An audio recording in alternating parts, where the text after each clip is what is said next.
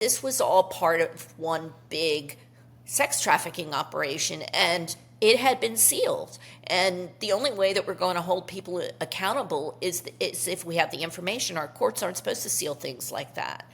And so I think it was important to know, to unseal it, because there were more details about exactly how he worked that operation. Hello and welcome to the Bulwark's Next Level Sunday interview. I'm your host, Tim Miller. I'm here with Julie K. Brown, author of Perversion of Justice, the Jeffrey Epstein Story. She's a reporter for the Miami Herald. Julie, thank you so much for doing this. Thanks for having me. I am honored to have somebody on this podcast, I always am, whose work I admire. And so for me, this is going to be a treat. For you, it's possible it might be kind of the annoying conversation you have with a cousin at Thanksgiving where they grill you with questions about Jeffrey Epstein and you just want to like hang out. So I apologize for that. I'm used to it. That's fine. I bet you're used to it by now. Okay, so here's how we got to this interview. I was on the internet and I saw the phrase Stephen Hawking underage orgy. And so I decided I finally had to read about this, and the person I needed to call to learn about it was Julie K. Brown. So I don't know how you feel about that you're the name that comes to mind when people see Stephen Hawking underage orgy, but that's kind of where we're at these days. Yeah, it is. Yeah, it's a story that has taken on a life of its own all over the world. I think today I heard from people in Venezuela, Ecuador, Australia. Just people all over the place have kind of hitched onto this story, trying to do podcasts, trying to do magazine articles, all kinds of, conspiracy theorists, etc. Well, we're to get into all of it. Thank you for doing it with us. So give people, for those who have not followed this closely, just a brief origin story of you, because you were on this when there weren't people in Ecuador with weird conspiracy theories about it. And, you were on this first, really. Well, I guess the second time around you were on it first. So talk to us how you got into the story and where this came from in your life. Well, this was one of those unsolved mysteries, I think, in Florida history. A lot of journalists had covered it probably about 20 years ago when the story first happened. And this was a billionaire who had seemingly got away with a horrific crime. And no one seemed to be staying on top of it to find out, how did this happen? Why did this happen? And it became a little bit more timely when Donald Trump nominated Alex Acosta to be labor secretary. Alex Acosta, I was aware, was the prosecutor who gave Jeffrey Epstein a pretty lenient plea deal, even though everybody pretty much knew that he was trafficking in young girls. So at that point, I thought, it's been a long time. Let's look at this again, similar to what a detective does with a cold case. You pull it all out, you dust it all off, and you just start from scratch. And that's kind of what I decided to do, not knowing at all how big of a project it was going to be and how long it was going to take. Yeah, so you're at the Herald at the time? Yes. And yes. So I went back and read your original stories this week, and there's just so much gobsmacking stuff in there. But I do think it's kind of funny here at the Bulwark. Everything comes back to Trump. Even when I try not to talk about Trump, it all comes back to Trump. So he appoints Acosta. And for folks who, like me, needed a refresher, this plea deal is just unbelievably outrageous. And so kind of walk people back through that, which was kind of the original thing that you were looking at after he gets appointed to the cabinet, and talk about the backstory of the Acosta plea deal. Right. Well, he managed somehow to get a deal that nobody probably in the world that trafficked girls would have ever gotten. So the question was, how did this happen and why did it happen? And in order to figure that out, I had to go back through all the court records, and there were literally thousands and thousands of documents. And on top of that, I thought to myself, the victims now are in their late 20s, early 30s.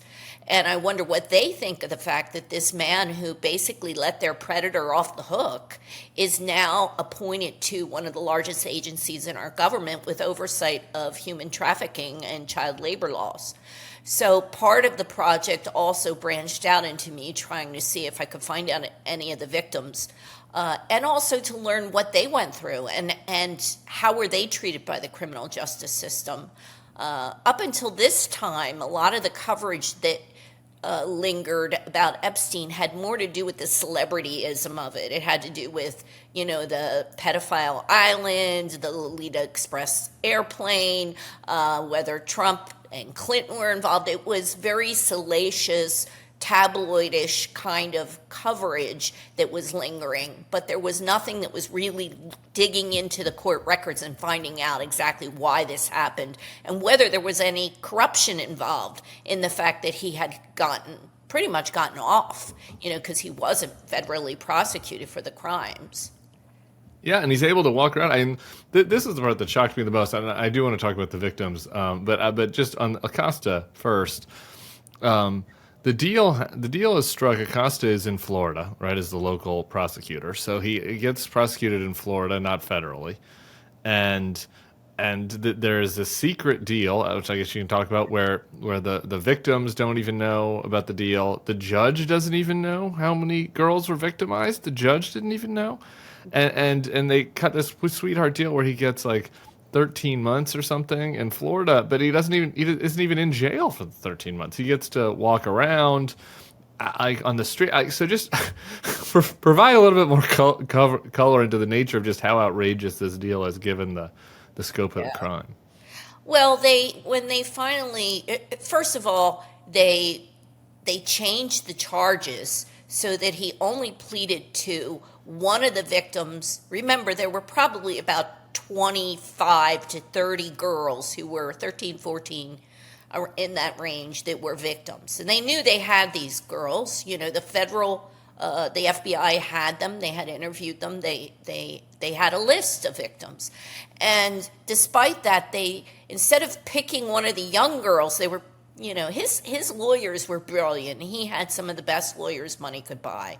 He had Alan Dershowitz. He had Kenneth Starr. He had,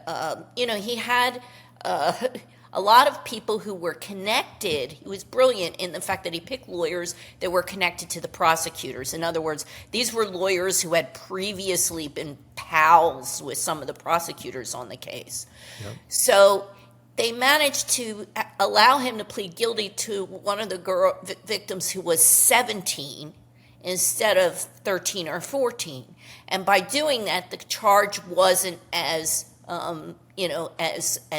serious because it was an older girl. So, for example, in some of the states, if you're a convicted sex offender and the victim is 17, you don't have as many restrictions as you would if you sexually abused someone who was 13, for example. So right there, they twisted it and manipulated it so that the charges that he pleaded to were not as serious. And then when they finally went to court and they allowed him to plead guilty to these minor state charges, they didn't even tell the judge that there were other victims. So the judge just said, okay, well, you agreed to this, you agreed to that, okay, goodbye. They agreed to the 13 months. And initially the judge said he's not getting work release. And then his lawyers managed to somehow manipulate the court system so that then he did get work release. They just kept pushing and pushing and pushing until they got exactly what they wanted, which is, in our criminal justice system, that's not the way it's supposed to work.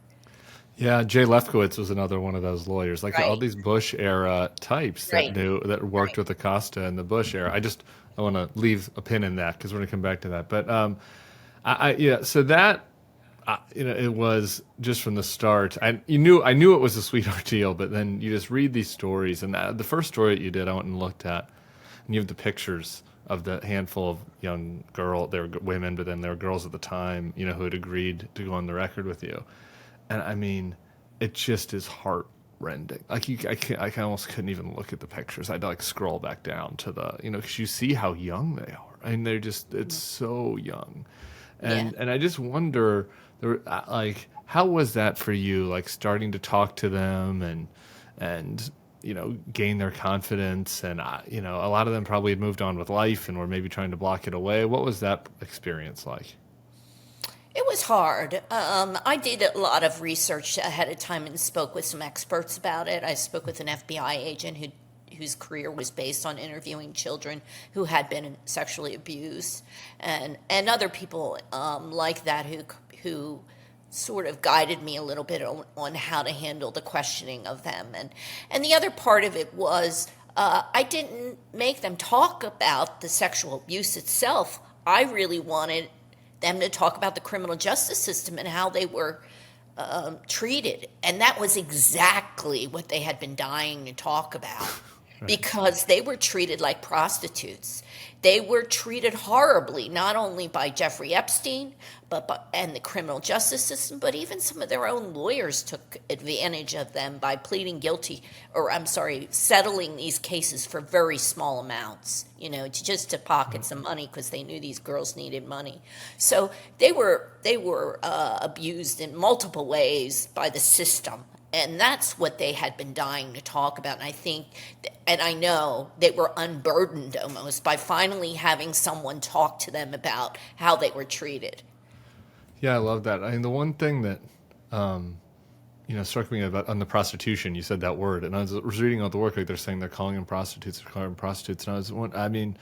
and it's just absurd. Like when you learn what actually happened, and they're recruiting these girls from the mall, and like they're girls that have financial problems at home, and he's giving them $300, and they're tricking. Then you get to this rich guy's house, and they're tricking them into this. And it's like like to call that a prostitute. You know what I mean? It's just absurd. Yeah. But I do wonder. So like I assume that when you were talking to them, right, like that's another way they were victimized, right? I mean, I assume some of them felt like, oh, maybe I did do something bad, right? Yes. You know what I mean, right? Yes. They were ashamed. A lot of them were very, very ashamed. Many of them probably to this day have never told anybody that this happened to them. That this was something. I mean, this was the worst thing that ever happened in many of their lives. Some of them couldn't survive. Two of them that we know of became drug addicts and died. And their lives. And I could see this when I started looking at each. I started a list, and I could see what these girls were like. There was life before Jeffrey, and there was life after Jeffrey, and you could see how this had completely changed their lives. Even if they only went there and one time, it really affected their lives. So you start to look at this cold case, and then you dig into it and see all the. Like, at what point did you just realize this? Was there a moment that it just sunk in, like the scope of what you were undertaking, and just how great it was compared to like what you expected? Yeah.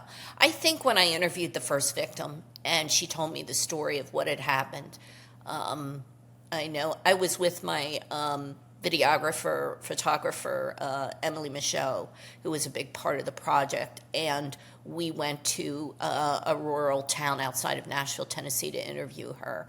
And we were there for 4 hours, and she told us her whole story. And when we left there, I'm actually feeling chills right now. We were just speechless. We couldn't talk. We couldn't talk. We were so dumbfounded at what had happened. And I mean, it was at that moment we realized we had a big story. We really did have a big story. Because by that time I knew how much he had manipulated the system. Everybody knew he got a sweetheart deal. But nobody, I think, really understood what that meant as far as these victims were concerned, and as far as our criminal justice system is concerned. Yeah. Ugh, I just want to go give somebody a hug. Just listen to that anecdote. What about? I was listening to you do a discussion of this, and you reached all these. I guess they're young women, but they're women at this point by mail. Well, Right. Talk about that. Talk about how you tracked everybody down. I've done done this before when I know people are reluctant to talk to me because when you pick up you can't just knock on their door. I had tried that initially. You go knock on the door and, somebody answers and Surprise, I want to talk about the worst day of your life. yeah, and it's your husband and you never told your husband this ever happened. So how do and so I just put together some of the information that I was trying, I sort of outlined what I was trying to do. And I said, the thing about this story that has never come out is your voice. The victims' voices were never told in this whole story.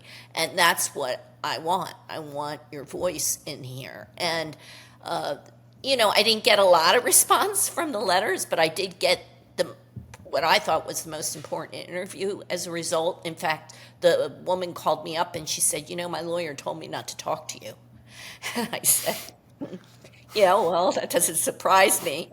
And your lawyer didn't get you that good of a deal, so maybe you should stop listening to him. Yeah. Or her. So, she was reluctant the whole time, and I didn't know whether she was at some point going to say, I'm sorry, I don't want you to use my story, which I would have really had to honor. But I was just, so touched by the fact that she called me after she did the interview and she said, I feel so much better that I finally told somebody how I felt about it. So I think it unburdened some of the women, Well, I mean, the tiniest of silver linings, but that is heartwarming to hear that they at least got that out of, release out of this. I want to go through some of the other kind of things that, then you write these stories and the series comes out and then, this just it becomes, the biggest story in the world, right? Like it just unspools. And, some of the other kind of threads that have come out of this that were not the things that you were initially looking at. So going back to just starting from the start, one of the things that I've never been able to untangle, that I'm hoping you can help me untangle some of this, because it's impossible to know fact from fiction on Jeffrey Epstein. You know what I mean? Except for reading Julie K. Brown, I'm like, does this person know what the fuck they're talking about? Is this what's real? What's just, an accusation? So what Epstein at the beginning of all this, where is his money from? Do we even know that yet? What the origin story is of this? I think he was a huge con artist, to be honest with you. That's what I always tell people. He managed to hook up with some very, very wealthy people. He was very bright. I mean, he skipped a grade in school. He was, a math whiz. He was not dumb. He was very brilliant. And I think that he managed to manipulate people to position himself into the financial world. And then from there, he hooked up with people like Les Wexner, who really gave him almost control of his finances and all his money in some respects. And from him, I'm sure that he got other people in the same way.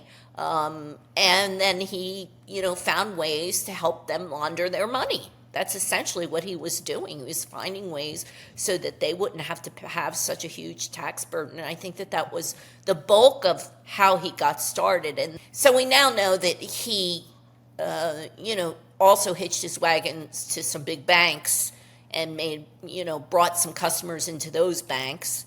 And, I think the sex trafficking thing also, I'm sure he made a lot of money off of that because, there were a lot of influential men that he was attached to who would call him. I mean, we know from the phone messages that the police found at his mansion when they finally searched it in Palm Beach, there were, all kinds of people calling him and saying, I'm at the hotel down here in Palm Beach. Why would somebody call him and tell them that they're staying in room such and such at a hotel in Palm Beach unless they wanted him to send him a girl? So, that was all, added to his income too, I'm sure.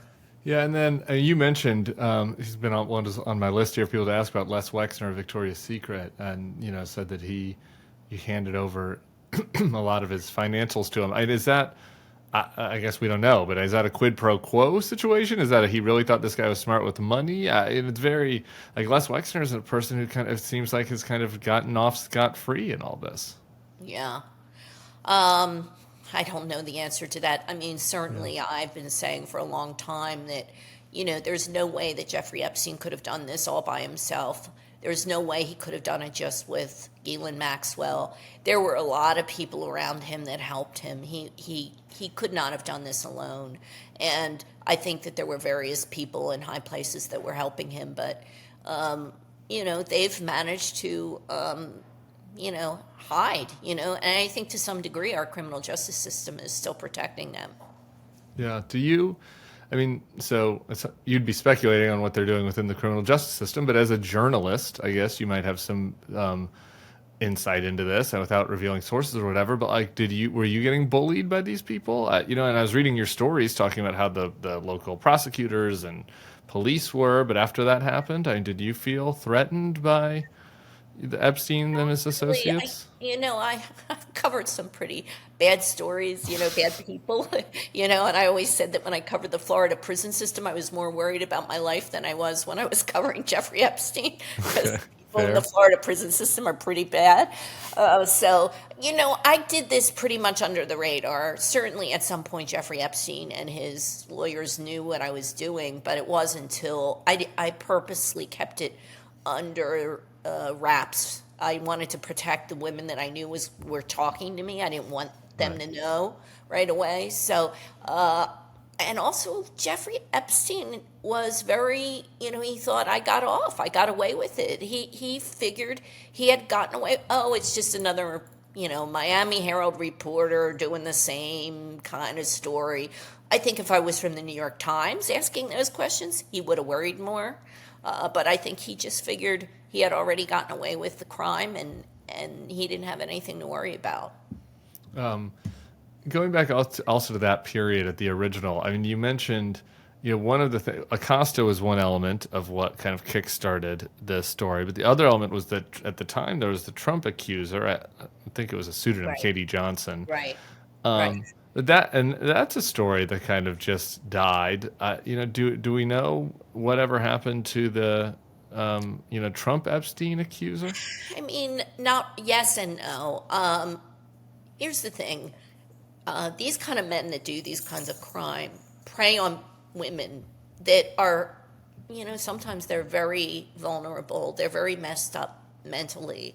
They have a lot of problems, and the Katie Johnson was one of those people that really had a history of problems, Yeah. and so they were. I think they easily intimidated her. Whether her story is true or false, I don't think we'll ever know, because she managed to just, somehow disappear because, she was being threatened. And you know, I think the same is true for some of the other women still that we know of in this case, who some of these powerful men have tried to intimidate.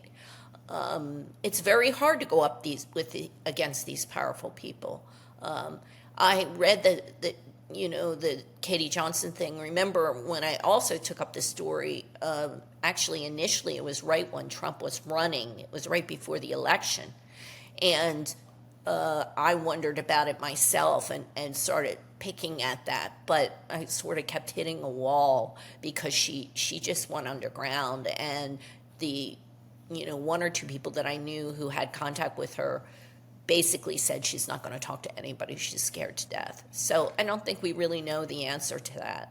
Yeah, my whole vision of all the stuff changed when I did, and just like it's just the most minor thing compared to the kind of work you've been doing. But I did one PR in between when I was in politics and doing this stuff. Now I used to do PR, and I had a pro bono client that was unbelievably successful, powerful woman that was sexually harassed and wanted to go public with it, and needed. I think the fact that I had used to be a Republican, like she Yeah. felt like maybe people take me more seriously, and so I helped her pro bono, and was the very influential accusee, and I just it really didn't sink. I mean, I know in a peripheral level, obviously it's hard to come forward. Obviously there's shame. Obviously you're going to get, attacked. But the degree to which these men go after the women Yeah. and just the internalization of it, I just really opened my eyes to like how hard it is for these people, for them to come forward, It's vicious. I mean, look at Virginia Giuffre. I mean, she was engaged in that battle with Dershowitz for years. And he was, talk about a bully. I mean, he was not letting go, and, I also got phone calls from victims who told me things about certain men who said, there's no way I can go forward because they'll just eat me alive. Yeah. Yeah, the Dershowitz thing. I want to talk about Virginia next. The Dershowitz thing in one of your original stories. Some of the unsung heroes here, the local Palm Beach police Yes. and prosecutor. I mean, those are great characters. Yeah. Because they're getting bullied too by Yeah. Epstein and his associates, and there are all these young girls are 13 or 14, and this is this goes so far back it's like MySpace or something, and Dershowitz is going down there showing them like one of the young girls drinking or smoking a joint on their MySpace page, and and the local law enforcement officials are like, what? So, a teenager has to not have ever had a single drink in order to be sexually assaulted, like Yeah. but like Dershowitz was such a bully. Yeah. To these little young girls. Yeah. Yeah. It was horrible, really horrible. And a lot of that never came out, really. A lot of that wasn't ever made public. It was also part of the system and how it mistreated these victims from the very get-go. They also went after their parents, estranged parents. One of them got arrested for something, a tax issue. It wasn't even anything major, and they were getting, they were doing dossiers on these girls, and their whole families.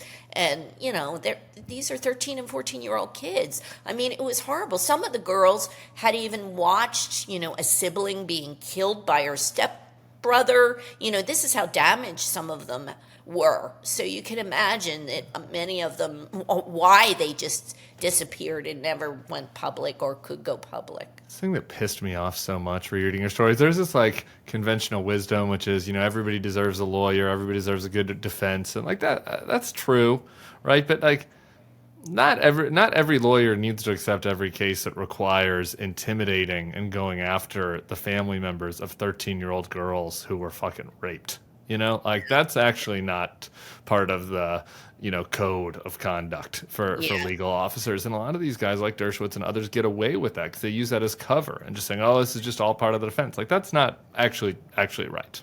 Yeah. Yeah. I mean, Anyway. it's chilling. It's chilling, really, what they did to these girls. I want to talk about the most recent stuff by Virginia, and you just said it. Her name is pronounced Jeffrey. Jeffrey, yes. Jeffrey. So this has been the thing that's been the hardest for me to untangle, right? And so basically, this latest tranche of information that has arisen came from her lawsuit against Ghislaine Maxwell, right? Mm-hmm. And it's the documents from that lawsuit, and it's like pages and pages of PDFs, and people on Twitter with political interests are just tweeting like one sentence of it, or one screenshot, and it's hard to suss out like is everybody that was named in this part of it, or were some it's really hard to suss out the information. So you've written a couple of stories following up on this. Like what for you were the main kind of takeaways from this latest tranche of information that came out from that lawsuit? Well, just remember, we started to try to get this unsealed 5 years ago. And the first batch that was unsealed the day before they found Epstein dead in his cell. In other words, the biggest batch that was the most revealing of his sex trafficking and included names of very prominent men was way back in 2019 on the day before he died.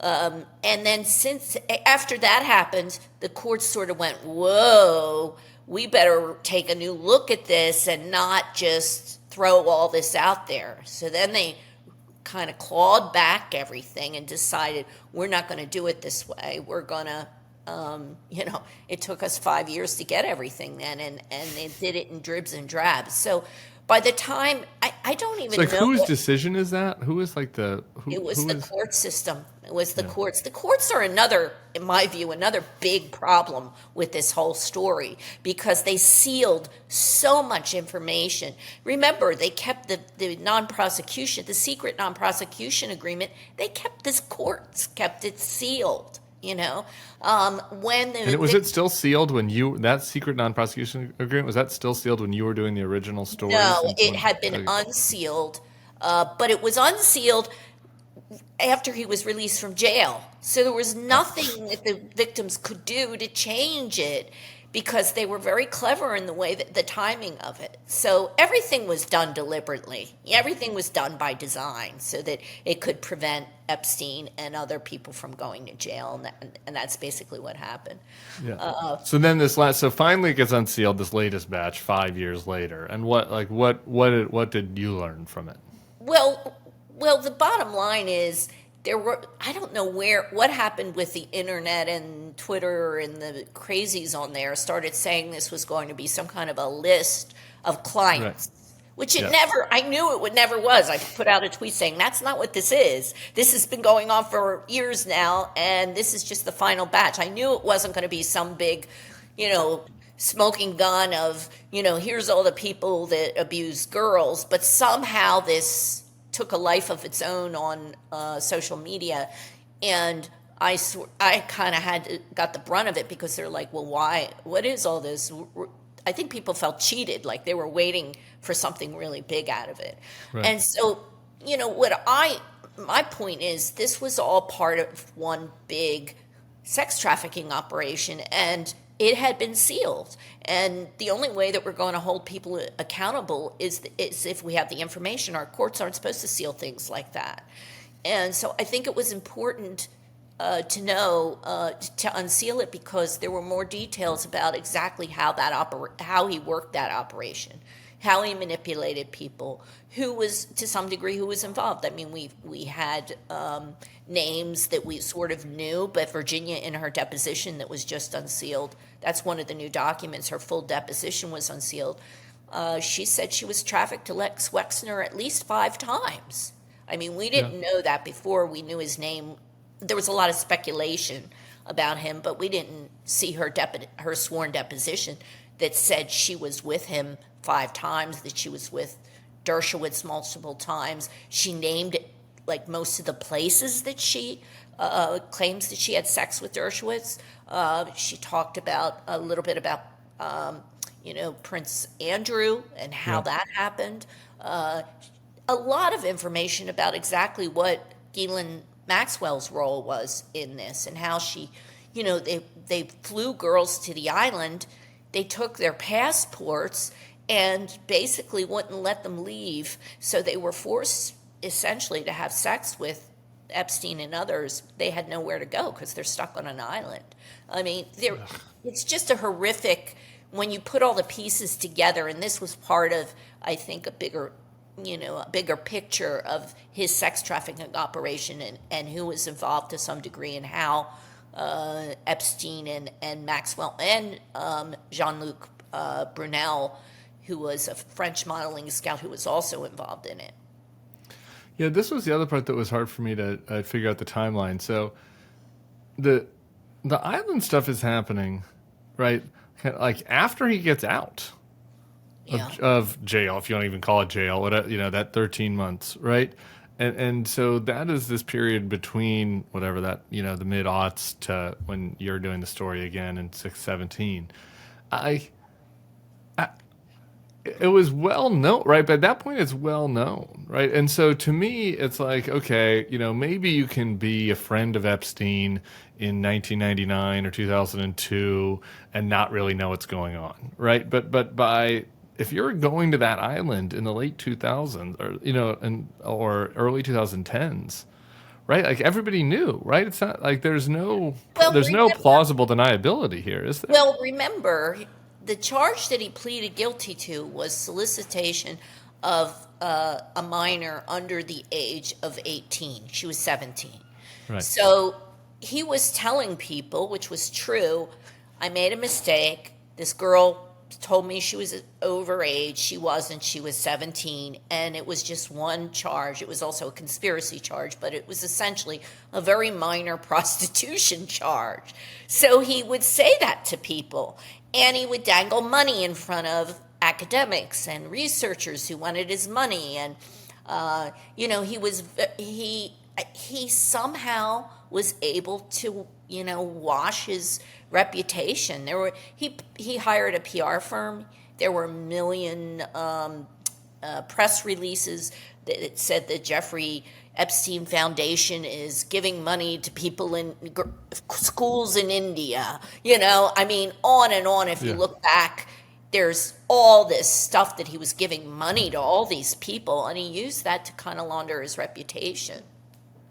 So it's no excuse. Yeah, no, I know you're not excusing, but because I was trying to understand, right? Because that's really basically it, right? So he's doing the mid 2000s kind of, his argument to all these people as well was just a 17-year-old. Like, they don't, because it was sealed, they don't know that there are all these 13 and 14-year-old girls. Right. And it didn't get the publicity in our country, quite frankly, the way it did overseas, because the British media went nuts over Prince Andrew. Right. And they covered it, quite frankly, a lot more aggressive than the media in our country covered it over the years. And that was another big surprise when I went back to look at it. I thought, didn't anybody write about this stuff? I mean, this is outrageous. And there was very little coverage of it in our country. Enraging. And there's no during that whole time he's doing the same stuff, right? Like, there's no He is. He sort of was a little bit more careful. He went for women that were more on the borderline between, he wasn't going for the 13, 14-year-olds, although he didn't give that up completely, but he was more doing women who were, 18, 19, who were of age. But here's the thing. He did the same. It's still trafficking, because what he did was the same MO. What he did was he used fraud and coercion. He promised them that he was going to help them. He never said, I'm hiring you to have sex, and in exchange, I will put you through school. He didn't do it that way. He said, I want you to give me a massage, and he groomed them. And he said, if you keep doing this, I'm going to help you with your schooling. I'm going to help you become famous, So that's fraud and coercion, which is still essentially illegal, what he was doing. Yeah, and so we don't really know the details. Obviously, there was some testimony in the recent thing, but in the Bill Clinton era, when he's hanging out with them, it's this later kind of era, right? That's not the Palm Beach house where they're bringing over the 13, 14-year-old girls. It's the Lolita Express. It's going to the island. Right. Well, and, even after, we know that even after, he was in trouble and he served, that cushy jail term, he was donating money to the Clinton Foundation. Ghislaine Maxwell was going to, weddings, social events, and, And these people have an Oppo research firm. Okay, so I get it. I get it if you're, I don't get it. It's not okay. But if you're, an academic and this guy swoops in and says, here's $500,000, maybe you do a cursory Google. But like the Clintons knew what was happening. The Clintons knew the backstory. You don't get on a plane with somebody and not look at everybody did. I mean, the Harvard certainly, that's been one of the surprising things to me, is that to some degree, Harvard's never really been held accountable for everything that they let him do. They took all that money and gave him an office, and they've never really explained. And their scientists went to his. Well, they've got minor plagiarism issues that they got to focus on. You can't focus on helping sex traffic on your work in helping whitewash underage sex traffickers if you're Harvard. Okay, I want to get into the conspiracy stuff, but I do have to ask about the house on the island. That's the other thing. It's the Stephen Hawking and what was with the weird house? Do we know? The weird little. It looked like a pyramid. Yeah. Kind of thing. Yeah. That was really a music conservatory. Everybody was saying music conservatory. Bodies were buried there or anything. Yeah. I don't really believe. This is like the Denver airport situation where it's they're just internet. He had really weird taste in furnishings and decor. They just had auction of his last remaining things from his Palm Beach house up in Palm Beach, and I was looking online at the items that they were selling. They were the most garish things I've ever seen. He really had some really odd taste in, furnishings. Red flag. Okay, I want to get into the conspiracy side of this before we let you go, because it's the most relevant, I guess, to what we're usually talking about here at the Bulwark. The whole thing, as I'm reading it, right? Epstein didn't kill himself. Well, let's just start there. Do you think Epstein killed himself? No, I don't think he killed himself. Now, I think that it's possible that he asked someone to help him, but I don't think he was capable when you think about how he died. And remember, he allegedly kneeled on the floor and pulled his own body weight himself to break 3 bones in his neck. I just don't think that he was not a big guy. I mean, he was a very slight guy. He was very frail at the time that, they arrested him. He just could not have killed himself that way. So is it possible that he wanted to die and he said to some, happens in prison all the time, by the way. Pedophiles are like primo, they want to get rid of them right away. I covered, as I said, prisons for many years, and they don't live long in prison anyway. So I don't think it would have been too hard for him to say, I want you to, take care of me. So I do think it's possible that happened, but I don't think that he had the power. I mean, he couldn't even tie his own shoelaces. He had butlers that did everything for him. So. Okay, so he couldn't even tie his own shoelaces, so he couldn't kill himself. So we're on the Epstein didn't kill himself side of things. Now that theory is coded on the internet right now as like a right-wing theory, right? That it's the deep state was out to wanted to kill Epstein because they didn't want it to be revealed, whatever, that they had a pizza parlor sex ring or whatever with the Clintons. So right now it's not any longer the Pizzagate. Now it's the right.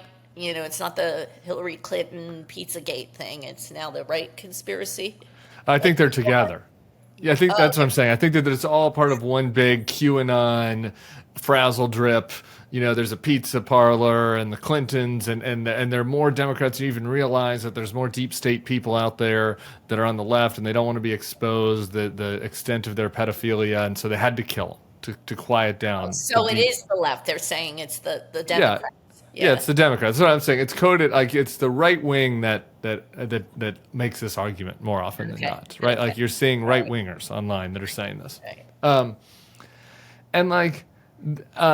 That just doesn't check out with me. I have no idea what happened, but as I'm reading everything from all of this, and just thinking logically, it would be, I guess, if you're going to be a conspiracy theorist, it would be easier to flip it on its head. Like in 2019, Donald Trump was president. Alex Acosta was the Secretary of Labor, the guy that gave Epstein the sweetheart deal. Bill Barr is the Attorney General, who's friends with Lefkowitz and Ken Starr and the people that you were talking about that Epstein had on his payroll. Mm-hmm. And so if somebody's and Trump had been, in some, with Epstein at Epstein properties. And so, to me, if there's a conspiracy, like it feels like it should be going the other way. Yeah. And so I'm sure you get asked about this sort of stuff all the time. Yeah. What's your why do you think that is? Here's the problem. This whole thing has been shrouded in secrecy for so long.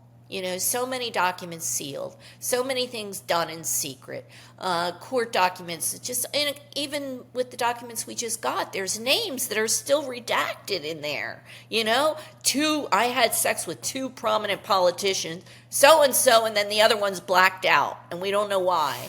I mean, this is why we have conspiracy theories, because so much of this story has been kept, secret and has been sealed by the courts and even his death. We've never really seen the report into the investigation into his death. Did they interview the guards that were on duty? They were charged with lying on their reports, but then they got a plea deal, and now they're not talking. So this is why these conspiracy theories, grow and perpetuate themselves. I don't put a lot of stock in them. I certainly believe that there's there's another truth probably out there somewhere, but I don't really But I believe mean, do you attribute that just to like bureaucratic inertia and bullshit, or do you attribute it to like actual plotting to protect people? The lack. I think there's definitely an element of protecting people. I know for a fact that some of the lawyers even involved in the case have tried to protect some of the men that were involved in it. I think it's a boys' club, quite frankly. And like I always say, when people ask me about Clinton and Trump, I always say, sexual assault doesn't discriminate based on political party. There are people we know in both sides of the aisle that have committed these misdeeds. And I think this story is one of those that there were people, it had nothing to do with politics. Rape has to do with power, and it really is, I think, a boys' club where they've been protecting themselves. And to some degree, I think that's why Ghislaine Maxwell is the only one in jail right now. I think that there are still people who are being protected. Yeah, what do you think about Trump's kind of friendly response to to Maxwell being jailed? Was that just Trump being Trump, or is there something Yeah, I else think there? a little bit was Trump being Trump. He kind of throws things out there like that, not even understanding the gravity of it. Anyone that's nice to him, he's nice to, kind of thing. Yeah, Anyone that's and mean they're to him is a loyal. pedophile. You know how he Yeah. is with his loyalists, and she probably has never been disloyal to him, and I think that was part of it. Now, you know, I probably, my guess is they probably asked him whether he would pardon her. It would surprise me if somebody didn't go to him and ask that question. Yeah. And we know now she wasn't pardoned, so she's still in jail, and so. Maybe hope springs eternal for Ghislaine in the second term. Well, With she's dictator hoping. Trump She, pardoning her. she's hoping, I'm sure. Okay, do you get, this is it, we're out of time, but I want to know, do you get your life back now? Do you get to spend time with your children? Do you get to, I don't know, do stories on maybe soft profiles on women who've shown courage and other, In or crime and mayhem. I just did a thing on the Adelsons. I don't know if you know about that case in Florida, where the professor at FSU was murdered by his brother-in-law. Wendy Adelson was married to him. I don't know if you know that case, but it's a real. no, I don't know the case. Give us the 1 minute version. You can't just leave us hanging The like that. 1 minute version is a family, very well-to-do. The Jewish family fixes the daughter up with what they think is a good Jewish boy who's a professor at FSU. The marriage goes south, and he pulls into his garage one day, and two guys pop out and just riddle him with bullets, and then they conclude that the family, the wife's family, planned it. So so I still do those kinds of stories, and I mostly focus on criminal justice. I have a lot of people that want me to do more political stuff, but to be honest with you, I hate doing political stuff. Well, you're doing wonderful with what you're doing. Next time in Miami, I want to come give you a squeeze. Thank you for all the reporting, both before this on the prison system and on Epstein, and for educating me on this fact from fiction. And we're grateful for taking the time to do the podcast. We'll keep an eye on that, the Florida State story, and whatever else you got next. Okay. Thanks, Tim. Thanks so much, Julie. The book, one more time, Perversion of Justice, the Jeffrey Epstein Story. You can follow her at the Miami Herald and on X sometimes, twitter.com, whatever we're calling it. And we will see you guys back here on, tomorrow is the Iowa caucus. Tomorrow's the Iowa caucus. So you'll see JVL and AB live tomorrow night during the Iowa caucus, and we're going to have a special Next Level Tuesday morning to respond to the results. Thanks again, Julie K. Brown.